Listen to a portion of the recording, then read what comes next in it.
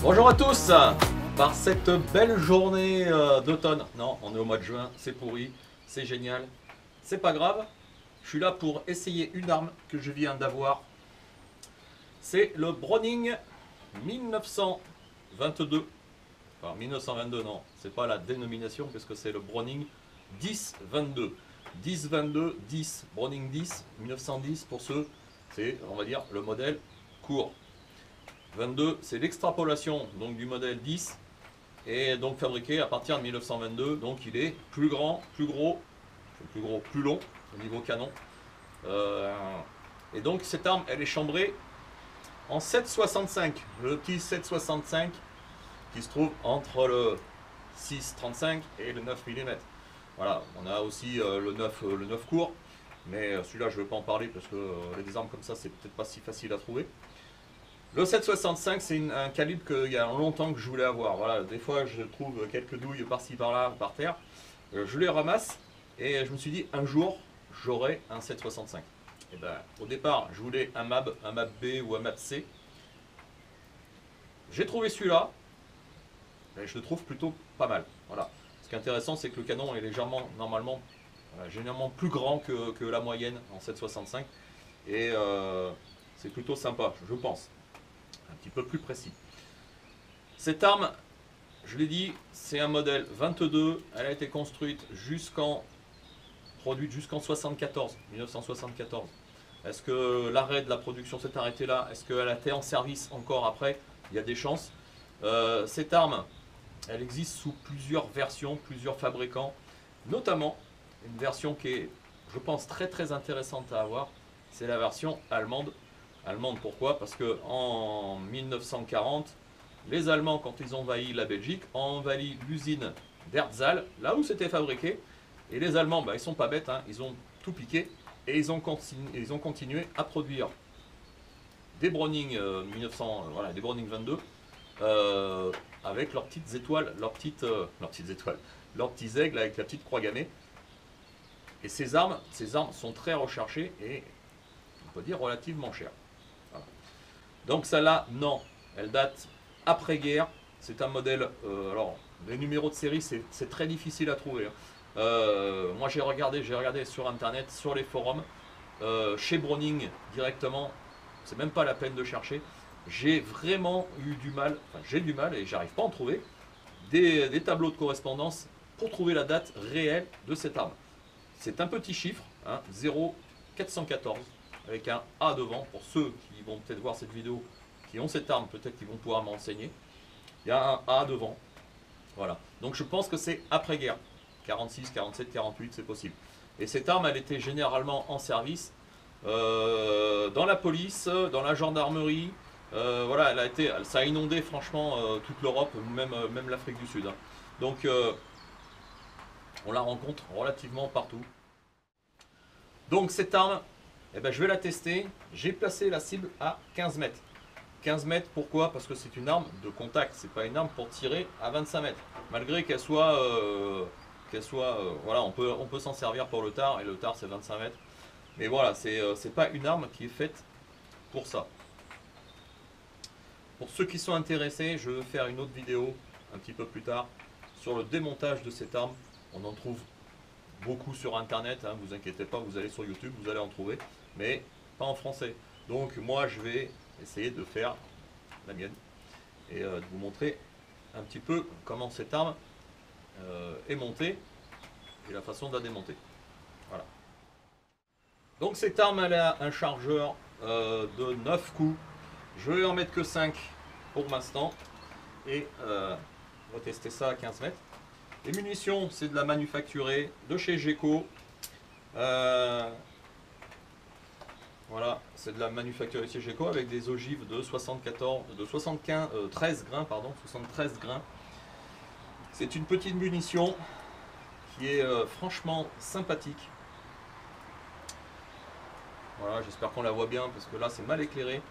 Les organes de visée sont, je trouve, très précis. Voilà, c'est un V avec un guidon, bah, tout ce qu'il y a de plus ordinaire, mais quand on regarde bien, c'est vraiment serré, il n'y a pas de jour entre. Et c'est, voilà, je pense que c'est très très agréable à l'usage. Allez, c'est parti. 5 munitions à 15 mètres avec ce Browning 10-22.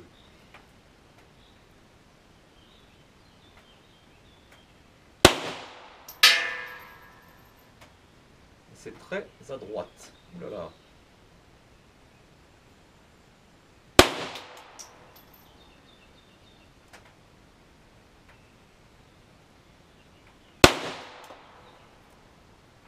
Ah, il a tendance à tirer à droite.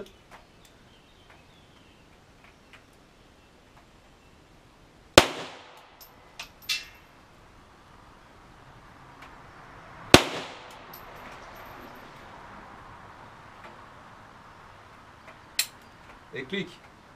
La culasse, elle reste pas en arrière. Hein. Ça c'est voilà, c'est pas un 1911. Hein. Donc faut vraiment compter les munitions quand on les tire. Hein. Résultat du Browning 10-22. Les deux premières sont ici. Après, là. Pourquoi? Je vais vous expliquer ça. Je viens de comprendre pourquoi. Alors les deux premières munitions, elles ont été tirées vraiment à droite. Voilà, je me suis aperçu parce que cette arme, elle est compacte. Elle est vraiment compacte. Alors, il n'y a pas de munitions, il n'y a rien dedans. Je la tourne. Vous voyez mon doigt, il est quand même assez loin. Hein.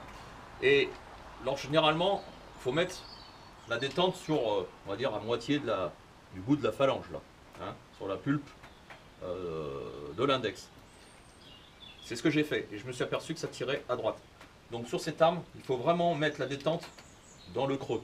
Voilà, et les munitions, les impacts ont été, se sont décalés légèrement à gauche. On va confirmer, je vais en tirer 5 de plus. Et on va voir ça. Casque. Ça éjecte énormément. Hein. Les munitions, les douilles, je les ai retrouvées à plus de 4 mètres par là-bas. Donc ça envoie du lourd. Hein. Enfin, ça envoie du lourd, c'est façon de parler.